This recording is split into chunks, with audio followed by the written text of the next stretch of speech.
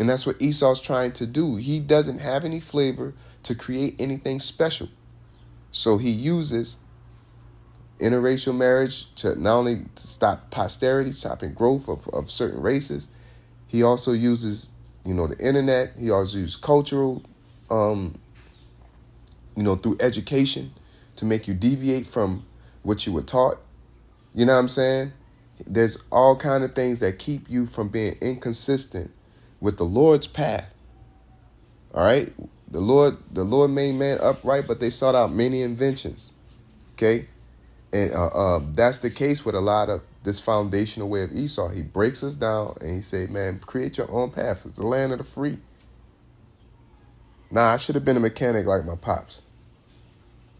At least I had me a trade. I could have been doing something right now. You know what I'm saying? But everything, the Lord to take us out of that, because there's things that my pops was on wasn't, you know what I'm saying? But at the same time, if we was in the right environment, and my pops, he believes in the Most High, but if he was like, Israelite, God-fearing, you know what I'm saying? Like in there, and he was whatever he was, from day one, I would have learned these things. I wouldn't have to sit behind no desk. I wouldn't have to be told I wasn't good enough. I wouldn't have to be having to prove myself to somebody else. I would have eventually I would have been a mechanic regardless. Regardless. And I would have been a good one, because now, if my pops only worked on Chevys, then I would have been a damn good Chevy mechanic. You know what I'm saying? Now, I could have built off of that and said, you know what? I'm about to take my expertise and I'm going to put Ford in the mix. And then I have kids, and now we good Ford and Chef mechanics, and then they add the German, and then now we broaden and we stack higher and higher. Not, I'm a mechanic, I'm doing my thing. Now my son wants to be an artist. Okay? Now I got to put all my mechanic energy or riches. I made this empire, and I got to take a coaster away and stack it on his. Meanwhile, I'm trying to build mines up. And then I have another kid, and I got to keep stacking. And we all ain't going to get nowhere. All of us going to have 3 coasters, 3 high coasters, instead of putting 3, 6, 9, 12, 15 on one stack. That's how we're supposed to be culturally as a nation. We're supposed to stack our culture. We're not supposed to be adding raisins into our shit. We're not supposed to be, adding Esau's ways. Esau just told us we ain't shit so much that we believe that he is the way. He ain't the way. He just telling us we ain't shit so we can come around him, hang around him. And if we hang around long enough, he's going to see our flavor. He's going to mimic it, patent it, take it, and call it for himself. All right? So this whole society of beating your own path, being kind to the whole world. No, man. We are to forward Hebrew Israelism, as vocab like to say. So with that being said, we'll give our praise to Yahweh, Ba'ashem Yahushai, Baruch HaKadosh Barakatham, Shalom. Hey,